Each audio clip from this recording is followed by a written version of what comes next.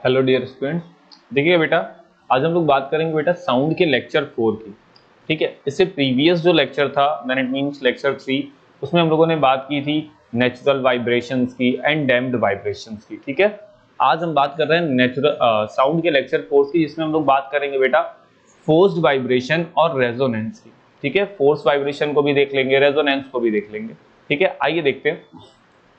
सबसे पहले बात करते हैं फोर्स्ड वाइब्रेशन की। क्या कह रहा है?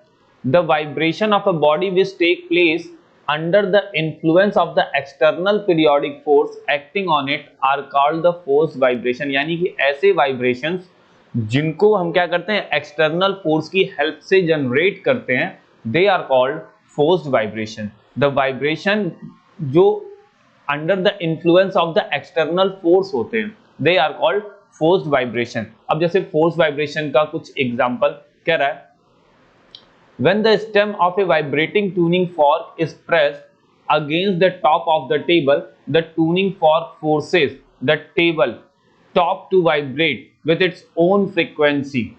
ठीक है, आगे कह रहा है the vibrations produced in the table top are the forced vibration।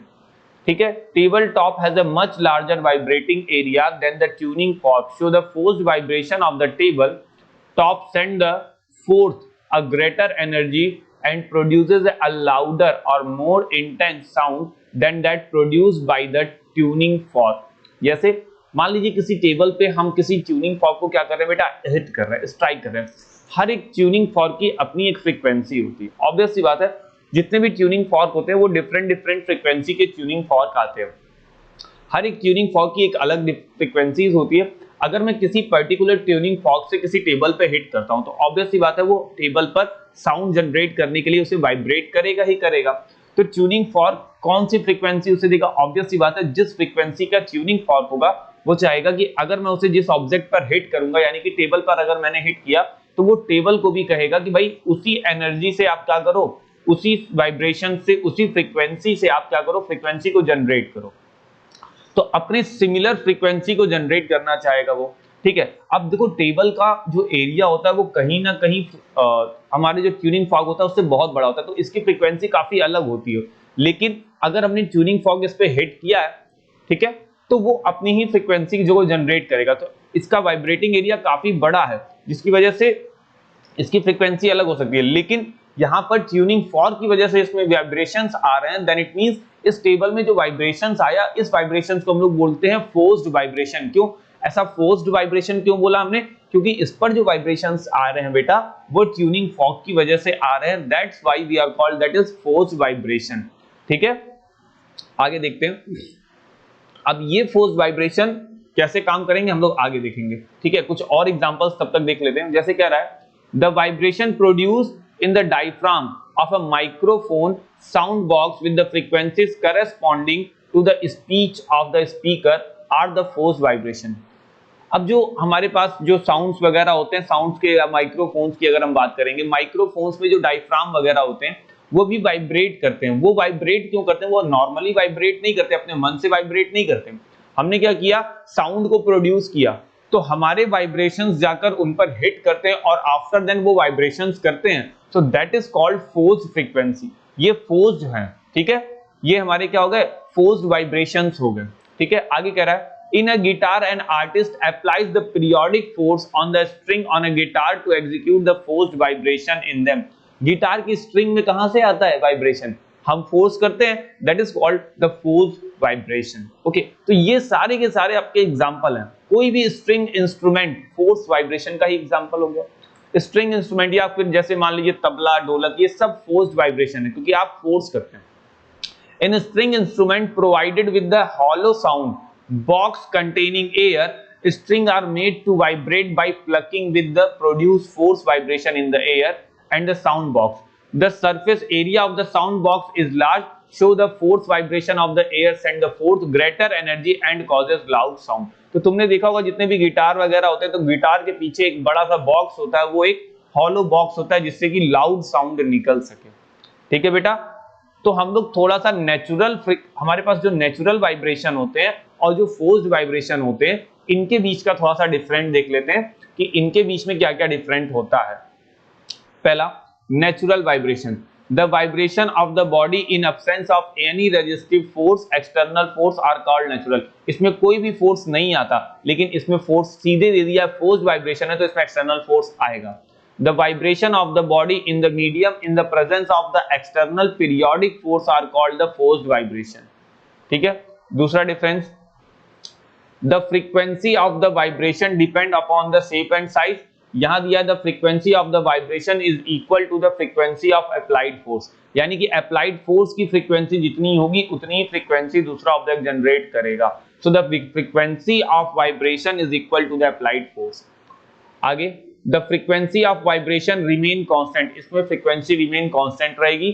इसमें कह रहा है the frequency of vibration changes with the change in the frequency of the applied force. इसमें फ्रीक्वेंसी चेंज होती रहेगी. कैसे? अप्लाइड फोर्स चेंज हो रहा है तो फ्रीक्वेंसी चेंज होगी. The amplitude of the vibration remain constant. इसमें एम्पलीट्यूड कांस्टेंट होता है, इसमें नहीं होता, ये डैम्प की तरीके से होता है. कह रहा है the amplitude vibration depend on the frequency on the applied force and it does not changes with time.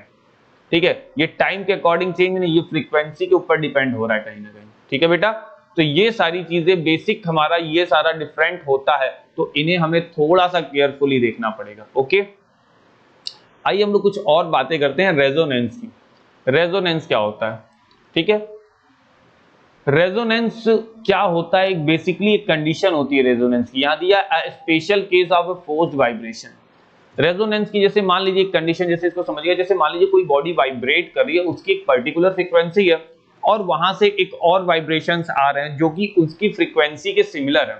तो अगर इन दोनों की फ्रीक्वेंसी सिमिलर होती है बेटा, तो एक लाउड साउंड प्रोड्यूस होने लगता है. यानी कि सेम फ्रीक्वेंसी से अगर ये दोनों आ रहे हैं तो एक काफी लाउड साउंड प्रोड्यूस होता है, and that is called the resonance. यानी कि सेम फ्रीक्वेंसी की वजह से ये क्या कहलाते हैं? रेजोनेंस कहलाते हैं. तो क्या कह रहा है देखते हैं. Resonance is a special case of forced vibration when the frequency of the externally applied force की frequency, ठीक है, on a body is equal to the natural frequency.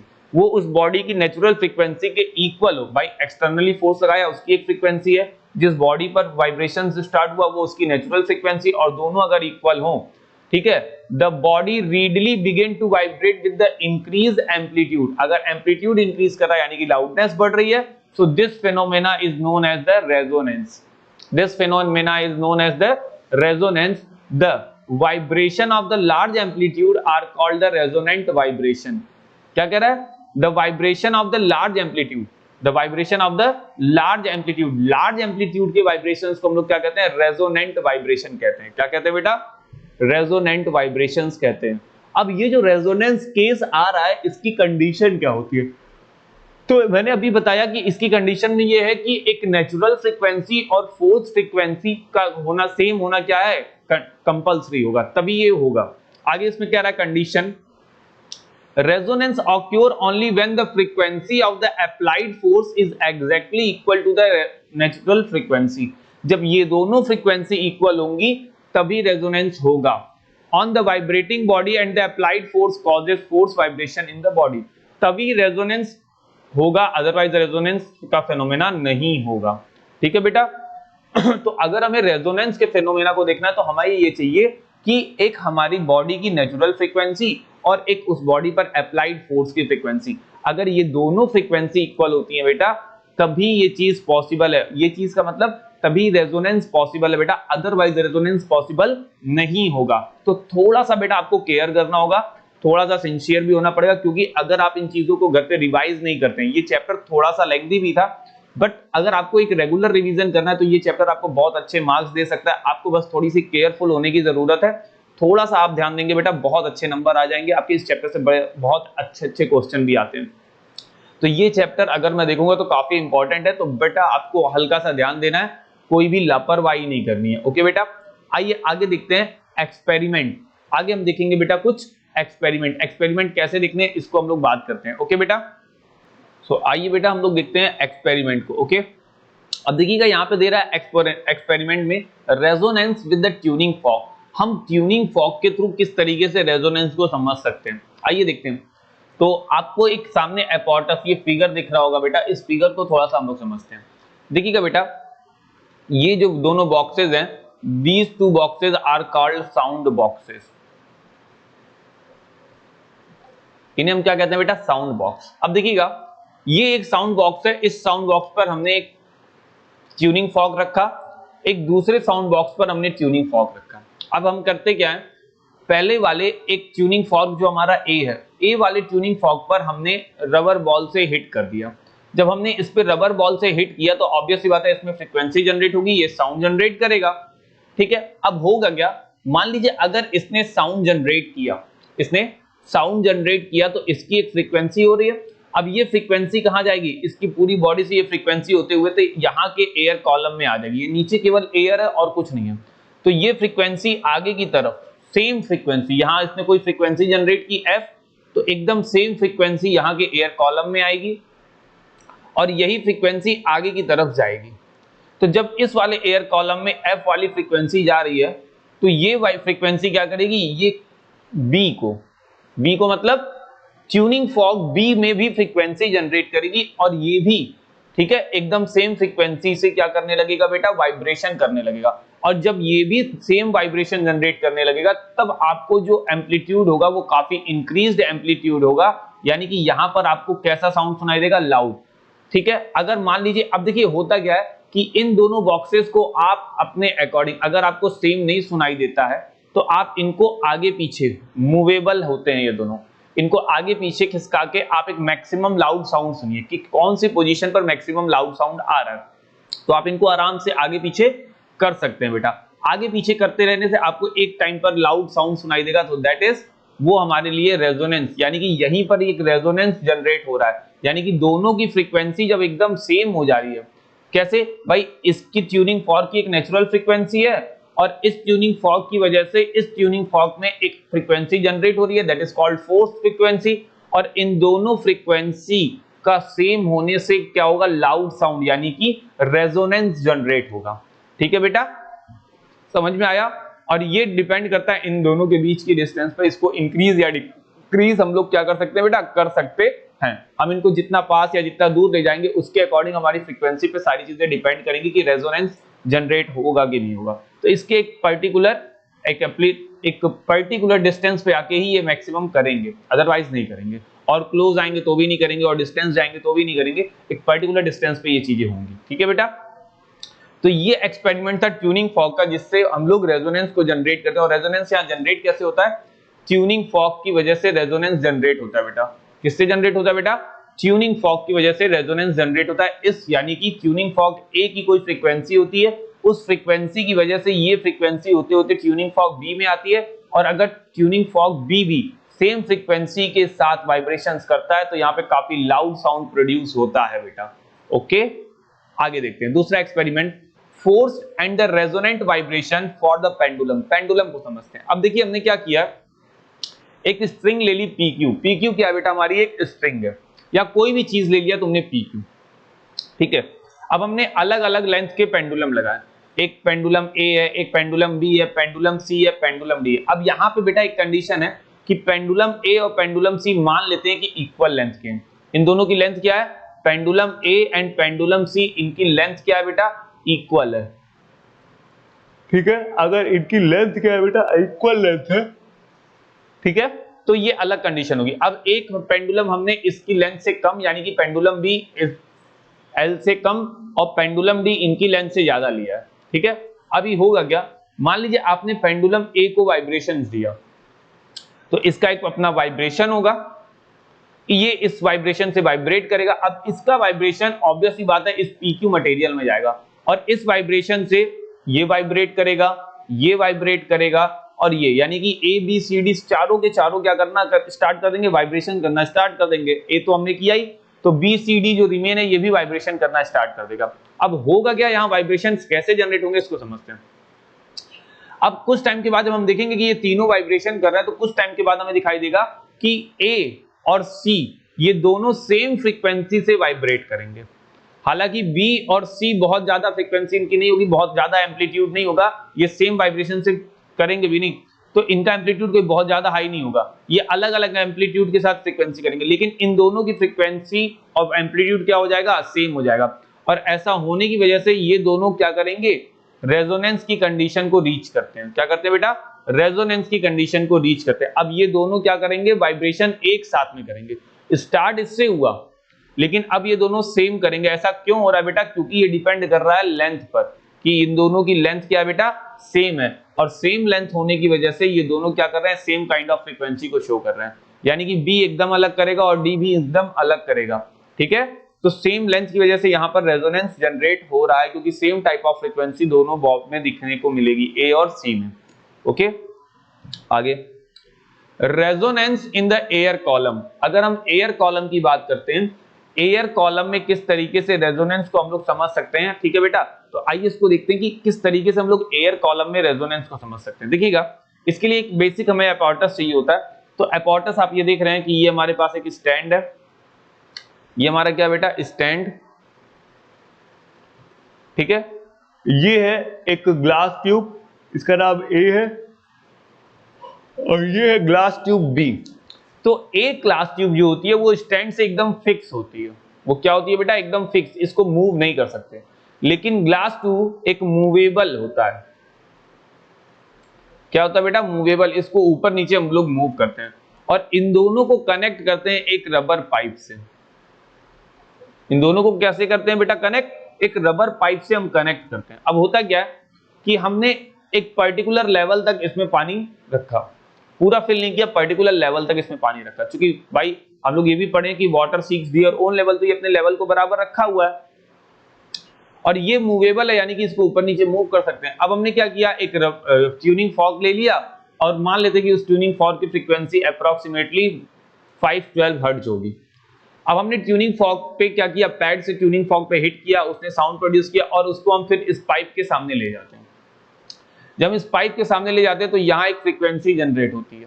ठीक है, अभी ये सिंपल फ्रीक्वेंसी है, और इसके वाइब्रेशंस की, यानी कि ट्यूनिंग फॉर्क की नेचुरल फ्रीक्वेंसी अलग है, और यहां से आने वाली फ्रीक्वेंसी अलग हो रही है।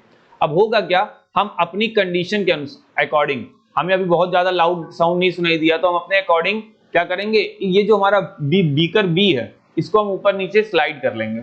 तो ऊपर नीचे स्लाइड करने के टाइम हमें ये केयर करना होगा कि हमें कब लाउडेस्ट साउंड सुनाई दे रहा है, यानी कि लाउड साउंड कब सुनाई दे रहा है। ठीक है, तो उस पोजीशन पर ऊपर करेंगे तो ये पानी और आएगा, तो फ्रीक्वेंसी कम होगी। ऑब्वियस सी बात है, हमें नीचे ही करना होगा इसे, क्योंकि अगर इसे नीचे करेंगे तो water seeks their own level, ये भी नीचे आ जाएगा वाटर लेवल।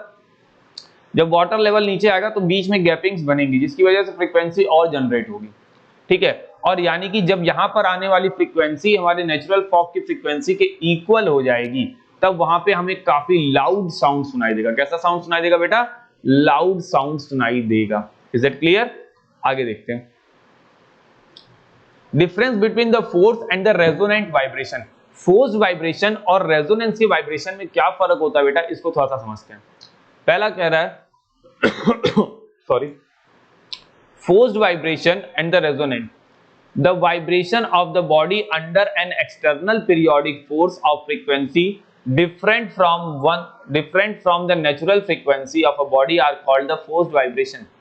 पहले तो फ्रीक्वेंसी अलग हो जाई है, और फिर किसी पर्टिकुलर एक्सटर्नल फोर्स की वजह से जनरेट हो रहा है, that is called forced vibration. Resonant क्या है? The vibration of the body under the external periodic force. ये भी पीरियोडिक फोर्स के अंडर में होता है, बट यहां पे क्या कर रहा है? The frequency exactly equal to the natural frequency. यहां पर जो बॉडी की फ्रीक्वेंसी होगी वो उसकी नेचुरल फ्रीक्वेंसी से क्या होगी? एकदम सेम होगी। कह रहा है of the body are called the resonant vibration. तो यानी कि एक फोर्स्ड फ्रीक्वेंसी और एक नेचुरल फ्रीक्वेंसी जब सेम होती हैं तो वो फ्रीक्वेंसी का टर्म कौन सा बन जाता है? रेजोनेंट वाइब्रेशन बन जाता है। क्या बन जाता है? Resonance.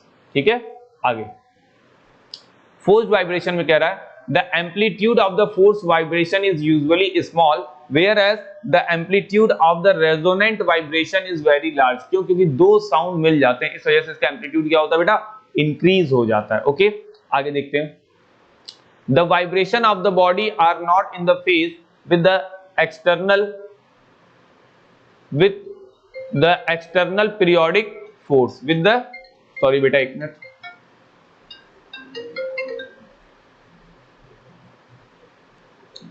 with the external periodic force। अब देखिए यहां क्या रहा है? the vibration of the body is not phased with the external periodic force। अब यहां पे कह रहा है the vibration of the body are the phase with the external periodic force. ठीक है, यहाँ पर पीरियोडिक फोर्स के एक्सटर्नल से कोई मतलब नहीं है, यहाँ पर है। आगे कह रहा है these vibration last for a very small time after periodic force has ceased। ये वाइब्रेशंस जो होते हैं काफी शॉर्ट टाइम के लिए होते हैं। ठीक है, these vibration last for a long time after the periodic force has ceased। ये वाइब्रेशंस काफी लॉन्ग टाइम के लिए होते हैं। कुछ बेसिक एग्जांपल्स हम लोग समझ लेते हैं। Resonance in the machine part.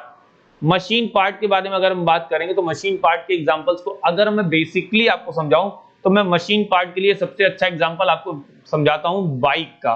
Bike का किस तरीके से एग्जांपल होता है। अब जैसे मान लो बाइक है, ऑब्वियस सी बात है बाइक में इंजन होता है, तो इंजन की एक फ्रीक्वेंसी होती है। अब उस इंजन की फ्रीक्वेंसी से क्या होगा, मान लो इंजन एक फ्रीक्वेंसी जनरेट कर रही है, अब गाड़ी चल रही है और गाड़ी चलते टाइम क्या करती है, वो भी एक फ्रीक्वेंसी को जनरेट करती है। तो जब उन दोनों की फ्रीक्वेंसी, जब इंजन की फ्रीक्वेंसी और बाइक की फ्रीक्वेंसी दोनों की फ्रीक्वेंसी सेम हो जाती है तो एक लाउड साउंड प्रोड्यूस होता है। तो आपने देखा होगा कि जब गाड़ी बहुत तेजी से कोई लोग चलाते हैं ताकि फ्रीक्वेंसी मैच हो जाए, वो इस मोटो से नहीं चलाते हैं, वो नेचुरली मतलब अपने आप ही होता है। तो जब भी कोई राइडर फास्ट राइड करता है तो आपने देखा होगा कि उनकी गाड़ी में एक काफी हैवी वाइब्रेशंस जनरेट होते हैं और वो लाउड और होते जाते हैं और एक साउंड सुनाई देता है आपको। तो जब दोनों का वाइब्रेशन सेम हो जाता है तो काफी लाउड साउंड सुनाई देता है आपको। ठीक है बेटा, तो ये किसका एग्जांपल है, रेजोनेंस का एग्जांपल है, क्योंकि एम्पलीट्यूड उसके इंक्रीज हो जाते हैं। रेजोनेंस, आगे देखिएगा, resonance in the stretch string and the sound box of the musical instrument as tonometer.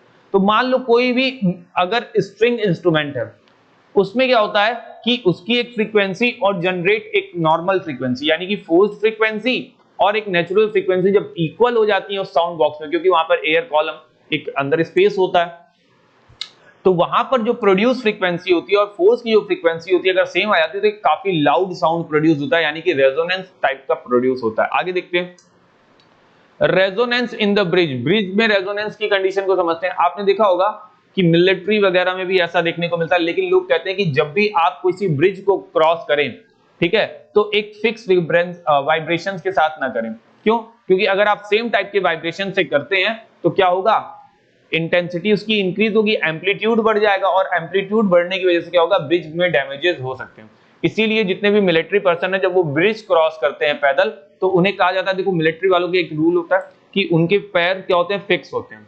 Fix का मतलब वो राइट टू राइट, हर एक मिलिट्री पर्सन एक बार राइट पढ़ेगा, फिर दोबारा लेफ्ट, फिर राइट, फिर लेफ्ट, वो एक साथ सारा प्रोसेस होता है। लेकिन जब वो ब्रिज क्रॉस करना होता है तो उनको इस प्रोसेस को छोड़ना होता है। क्यों? क्योंकि अगर वो सेम काइंड से लेफ्ट फिर एंड राइट और हर एक सोल्जर ऐसा ही करता हुआ रहता है तो क्या होता है कि बहुत ज्यादा इंटेंसिटी से, यानी कि बहुत बड़ी वेवलेंथ का साउंड प्रोड्यूस होता है, एक तरीके से मतलब हैवी रेजोनेंस प्रोड्यूस होता है। और वो हैवी रेजोनेंस क्या कर सकता है बेटा, ब्रिज को डैमेज कर सकता है। इसीलिए ब्रिज क्रॉस करते टाइम क्या होते हैं, उनकी जो वॉकिंग होती है वो रैंडम हो जाती है, वो फॉलो नहीं करते उस टाइम रूल को। ठीक है, कि सभी लेफ्ट फिर सभी राइट फिर सभी लेफ्ट। ठीक है बेटा, तो क्योंकि एक हाई रेजोनेंस वहां जनरेट होगा और जो हमारा ब्रिज वगैरह होता है बेटा वो डैमेज हो सकता है। और इसी तरीके से हम लोग रेजोनेंस के कुछ बेसिक एग्जांपल्स को आज हम लोगों ने देखा। ठीक है बेटा, अब इसके आगे की जो चीजें होंगी बेटा उसको हम लोग नेक्स्ट लेक्चर में देखेंगे। फिलहाल के लिए आज के लिए इतना ही बेटा। ओके, तब तक आप लोग मन लगा के पढ़िए। बाय बाय बेटा।